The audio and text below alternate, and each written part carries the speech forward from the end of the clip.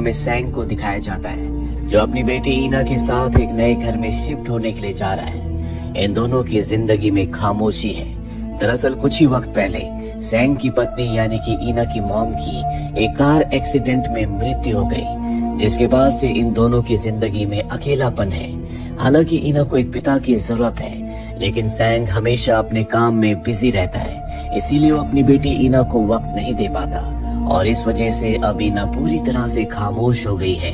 वो अपने पिता की बहुत कम बातों का जवाब देती है। सैंग जानता है कि इन्हें बदलाव की जरूरत है, इसीलिए उसने एक नया घर खरीदा है और जब ये उस घर की तरफ जा रहे होते हैं तभी सैंग देखता है कि रास्ते में एक एनिमल की डेड बॉडी है। वो उसे देखने के लिए नीचे उतरता है। ईना भी गाड़ी से नीचे उतरकर जंगल की तरफ चली जाती है। सैंग उसे ढूंढने के लिए जाता है। जल्दी उसे ईना दिख जाती है, जो एक घर को घूर घूर कर देख रही होती है। सैंग कहता है कि यही हमारा नया घर है। अब ये इस घर में शिफ्ट हो जाते हैं। एक दिन सैंग विंडो के सामने खड़ा होता है और तभी एक क्रो विंडो के ऊपर हमला करता है, जिससे विंडो चटक जाती है। सैंग बहुत बुरी तरह से डर जाता है। उसे पैनिक अटैक आ जाता है। दरअसल जब से उसकी पत्नी की मृत्यु हुई है, उसे कई बार पैनिक अटैक्स आ चुके हैं। वहीं हमें ईना को दिखाया जाता है, जो अपने रूम में अपने मोबाइल पर कार्टून देख रही होती है और तभी उसके पीछे जो क्लोजेट होता है वहाँ से उसे आवाज आती है। वो धीरे धीरे उसके पास जाती है, क्लोजेट को खोल कर देखती है, लेकिन उसके अंदर कोई नहीं होता। और ठीक उसी वक्त ईना के पीछे एक लड़की की आत्मा होती है और जब ईना उसे देखती है तो जोर से चिल्लाती है। सैंग जो नीचे काम कर रहा होता है, वो अपनी बेटी ईना की आवाज सुनकर उसके कमरे के दरवाजे को नॉक करता है। ईना दरवाजा खोलती है। वो देखता है कि ईना बहुत खुश है। उसके हाथ में एक बहुत पुरानी डॉल है। सैंग पूछता है कि ये डॉल तुम्हारे पास कहाँ से आई? वो कहती है कि मैं इस डॉल से खेलना चाहती हूँ। सैंग ये सुनकर हैरान होता है, क्योंकि ईना के पास बहुत महंगे महंगे टॉयज हैं। लेकिन ईना को इतने दिनों के बाद खुश देखकर वो कहता है कि ठीक है, तुम इससे खेल सकती हो। ईना उसे नहीं बताती कि उसने अपने पीछे किसी आत्मा को देखा था।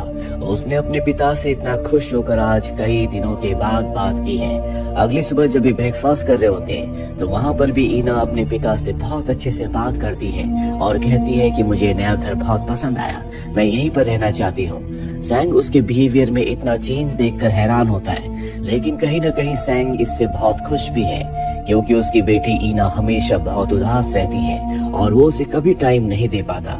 इसके बाद सैंग एक कंस्ट्रक्शन साइट पर जाता है, जहाँ पर उन्हें एक म्यूजियम बनाना है। वो घर आकर अपनी बेटी ईना को बताते हैं कि 2 महीने तक मुझे बाहर जाकर काम करना होगा, इसीलिए यहाँ पर मैं तुम्हारी देखभाल के लिए एक नैनी रखूंगा। ये सुनकर ईना को बहुत गुस्सा आता है। वो अपने पिता से बहुत बदतमीजी से बात करती है और अब सैंग तय कर लेता है कि वो ईना को 2 महीनों के लिए एक आर्ट कैंप में भेजेगा, ताकि इस दौरान वो अपने काम को पूरा कर सके। दरअसल उसके ऊपर काम का बहुत प्रेशर है। अब रात को जब वो नीचे काम कर रहे होते हैं तभी उन्हें ईना के कमरे से, जो कि ऊपर रहती है, वहाँ से वायलिन की आवाज आती है। वो ईना से कहते हैं कि वायलिन बजाना बंद करो, बहुत रात हो चुकी है, मैं अपने काम पर कंसंट्रेट नहीं कर पा रहा। लेकिन अब वायलिन की आवाज और भी तेज हो जाती है, इसीलिए ईना को रोकने के लिए वो उसके कमरे में जाते हैं, लेकिन वो देखकर हैरान हो जाते हैं कि ईना सो रही है। तभी उन्हें क्लोजेट से कुछ आवाज आती है, जो कि खुला हुआ है। वो क्लोजेट को चेक करते हैं, लेकिन उसके अंदर कुछ नहीं होता, जिसके बाद वो क्लोजेट को बंद कर देते हैं। और इससे पहले कि वो कमरे से बाहर निकलते, क्लोजेट का दरवाजा अपने आप ही एक बार फिर से खुल जाता है। सैंग ये देखकर हैरान होता है, क्योंकि अभी अभी उसने क्लोजेट के दरवाजे को बंद किया था और तभी उसके अंदर से एक औरत बाहर निकलती है, जो सैंग के सामने अपनी जिंदगी का खात्मा कर देती है। अगले पल सैंग की आंखें खुल जाती है। वो बहुत ज्यादा डरा हुआ होता है। उसे लगता है कि ये कोई सपना था, लेकिन शायद ये कोई सपना नहीं था। अब उसे काम पर जाना होता है, इसीलिए उसने अपनी बेटी ईना की देखभाल के लिए एक नैनी बुलाई होती है।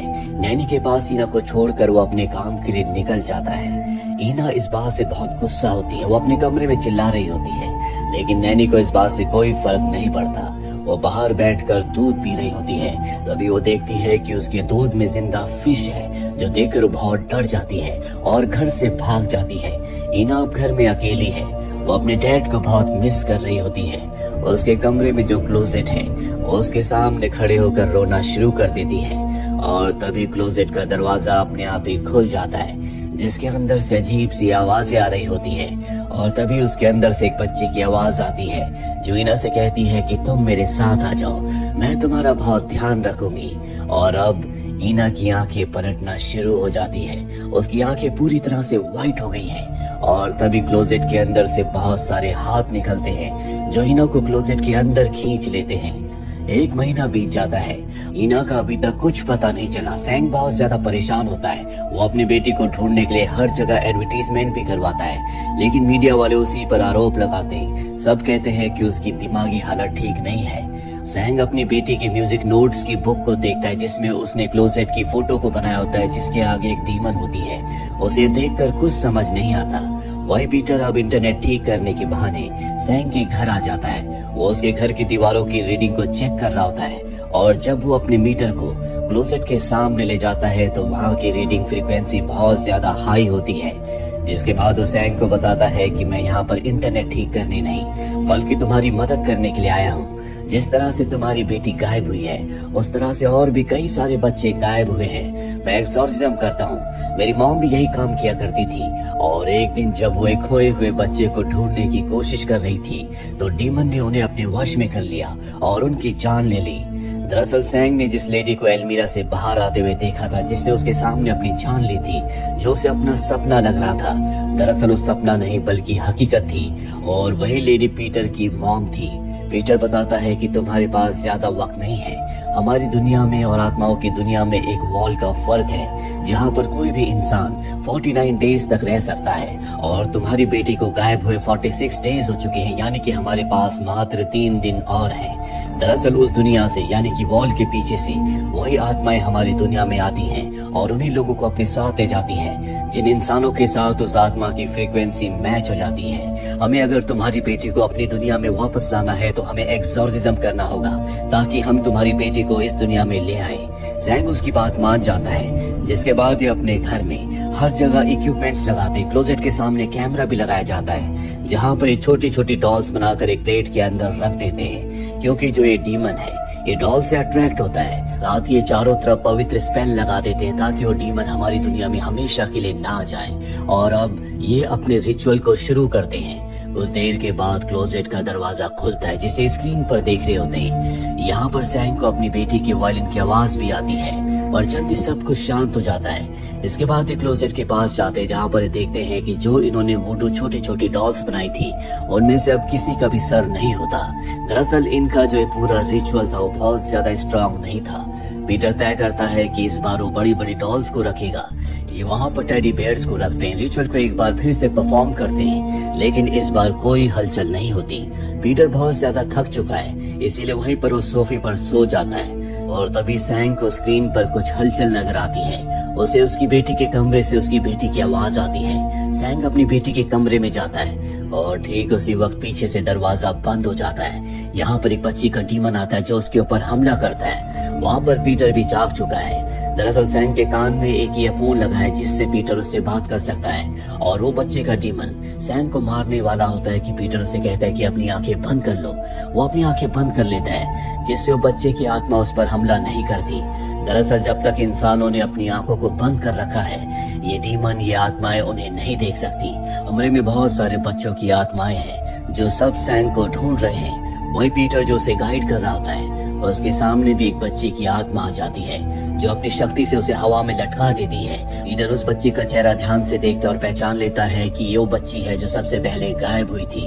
वही हमें सैंग को दिखाया जाता है जो धीरे धीरे रेंगते हुए आगे बढ़ने की कोशिश कर रहा होता है। कमरे में सभी बच्चों की आत्माएं उसे ढूंढ रही हैं और तभी उसकी स्मार्ट वॉच बजना शुरू कर देती है। सब बच्चों की आत्माएं उसकी तरफ आई रही होती है कि वो अपनी वॉच निकाल कर दूर फेंक देता है और एक आंख खोलकर दरवाजा देखता है। वो जल्दी से दरवाजे की तरफ भागता है और जैसे वो दरवाजे को खोलने की कोशिश करता है सब आत्माएं उसे मारने के लिए उसकी तरफ बढ़ती हैं, लेकिन वो बाहर निकलकर दरवाजे को बंद कर देता है। वो पीटर के पास जाता है। पीटर बहुत घायल होता है। वो पीटर को हॉस्पिटल ले जाता है। बेहोश होने से पहले पीटर उसे उस बच्ची का नाम बता देता है जिसकी आत्मा को उसने देखा था जो सबसे पहले गायब हुई थी। और अब सैंग उसके पिता से मिलने के लिए उसके घर जाता है। उसके पिता सैंग से बात नहीं करना चाहते, लेकिन जब सैंग उसे वो पुरानी डॉल दिखाता है जो उसी की बेटी की थी, जो सैंग ने सबसे पहले अपनी बेटी के हाथ में देखी थी, और अब वो उस डॉल को देखकर डर जाते हैं। वो डॉल को अंदर ले जाते हैं और चलाने की कोशिश करते हैं। उस कमरे में जो क्लोजेट होता है उसका दरवाजा खुल जाता है जिससे उनकी बेटी की आत्मा बाहर निकलती है और अपने पिता के ऊपर हमला कर देती है। लेकिन जब सैंग अंदर आता है तो देखता है कि वहाँ पर कोई नहीं है। उस बच्ची के जो पिता होते हैं वो सैंग के ऊपर हमला कर देते हैं, क्योंकि उन्हीं की बेटी की आत्मा ने उन्हें अपने वश में कर लिया होता है। और अब जब वो अपनी बेटी की यादों को देख रहे होते हैं तो वही विजन्स सैंग को भी आते हैं, जिसमें उसे पता चलता है कि आज से कई साल पहले जब पूरी दुनिया में रिसेशन आया था तो इस आदमी का बिजनेस पूरी तरह से ठप हो गया था, जिसके बाद उसने अपनी पत्नी को मारा और अपनी बेटी को क्लोजेट के अंदर बंद कर दिया। उसकी बेटी रोती रही, चिल्लाती रही, लेकिन उसे अपनी बेटी पर तरस नहीं आया, जिस वजह से उसकी बेटी की मृत्यु हो गई। इसीलिए उस बच्चे की आत्मा उन्हीं बच्चों को अपने साथ ले जाती है जिनके माता पिता उन पर ध्यान नहीं देते, जिनकी जिंदगी में अकेलापन होता है, जो बच्चे बहुत दुखी होते हैं। और आज तक जितने भी बच्चों को अपने साथ ले गई है उनकी जिंदगी में अकेलापन था, उनकी जिंदगी में माता पिता का प्यार नहीं था, वो बहुत बेबस और लाचार थे। इसीलिए उन बच्चों के साथ उसकी फ्रीक्वेंसी मैच कर जाती है और वो मौत और जिंदगी की दीवार से क्लोजेट के जरिए उनकी दुनिया में आकर उन बच्चों को अपने साथ ले जाती है।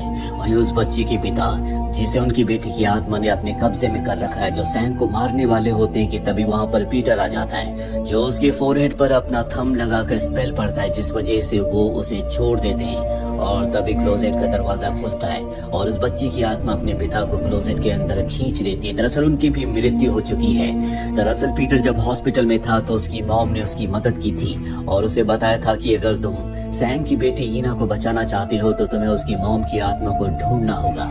अभी दोनों के दोनों एक बार फिर से सैंग के घर आ जाते हैं। सैंग कहता है कि मैं अपनी बेटी को बचाने के लिए किसी भी हद तक जाने के लिए तैयार हूँ। पीटर बताता है कि हमारे पास मात्र आधा घंटा बचा हुआ है, अगर आधे घंटे में तुम अपनी बेटी को हमारी दुनिया में ले आए तो उसकी जान बच सकती है, नहीं तो अब जिस दुनिया में तुम जाने वाले हो वहाँ पर तुम्हारी भी जान जा सकती है।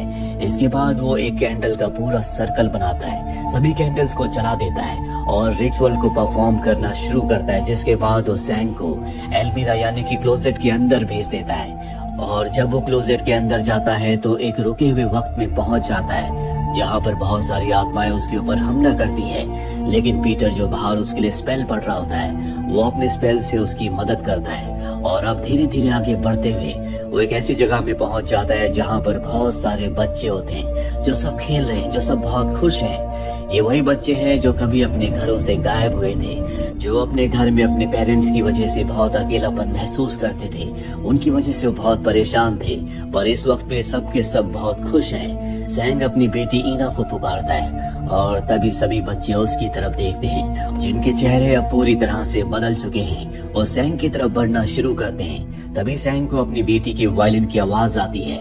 वो देखते हैं कि उनकी बेटी वायलिन बजा रही है। वो भागकर उसके पास जाते हैं। तभी उन्हें उसी एक्सीडेंट का विजन आता है जिसमें उनकी पत्नी की मृत्यु हुई थी और अब यहाँ पर उस बच्ची की आत्मा भी आ जाती है, जिसके पिता ने उसे क्लोजेट के अंदर बंद कर दिया था, जो सब बच्चों को यहाँ पर लेकर आई है।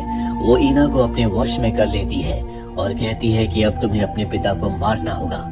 ईना अपने पिता को मारने के लिए आगे बढ़ती है। वहीं पीटर को दिखाया जाता है जो लगातार अपने स्पेल को पढ़ रहा होता है, जिस बारे में उस डीमन को पता चल जाता है जिसने सब बच्चों को अपनी दुनिया में बुलाया है। वो अपनी ताकत से उसके पूरे स्पेल को खत्म कर देती है, जिससे सारी की सारी कैंडल्स बुझ जाती है। और तभी वहाँ पर पीटर की मॉम की आत्मा आती है। वो कहती है कि तुम्हें उस बच्चे की मॉम की आत्मा को ढूंढना होगा। यहाँ पर पीटर को समझ में आ जाता है कि उसकी मॉम की जो आत्मा है वो उस बच्ची की मॉम की आत्मा को ढूंढने के लिए कह रही है, जिसके पिता ने उसे क्लोजेट के अंदर बंद कर दिया था। और अब वो अपनी शक्तियों से, अपने स्पेल से उस बच्चे की मॉम की आत्मा को उसी की दुनिया में भेजता है जहाँ पर हीना अपने पिता को मारने वाली है। और तभी वहाँ पर उस डीमन की मॉम की आत्मा आ जाती है जो अपनी बेटी को पुकारती है।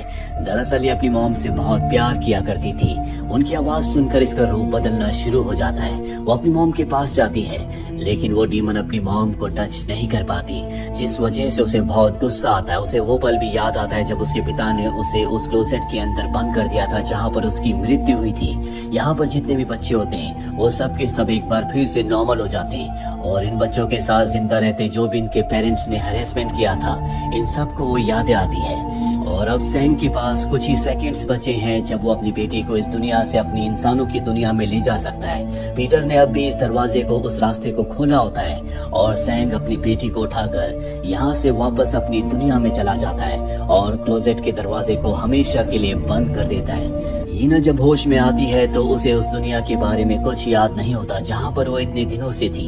अब उसके पिता के साथ उसके रिश्ते बहुत अच्छे हैं। सैंग हमेशा अपनी बेटी का साथ देता, उसकी केयर करता है, जिस वजह से अब उसकी बेटी हीना बहुत खुश है। वहीं पर हमें एक बच्चे को दिखाया जाता है जो एक अलमीरा के दरवाजे के सामने खड़ा है। दरअसल उस लड़की का डीमन अब भी उन बच्चों को अपना शिकार बनाता है जिन बच्चों के माता पिता उन पर ध्यान नहीं देते, जो बच्चे इमोशनली बहुत हर्ट होते हैं, जो अपने माता पिता से उनके अत्याचारों से दुखी हैं। और इसी के साथ ये फिल्म, ये कहानी यहीं पर खत्म हो जाती है। उम्मीद करते हैं कि ये कहानी आपको पसंद आई होगी।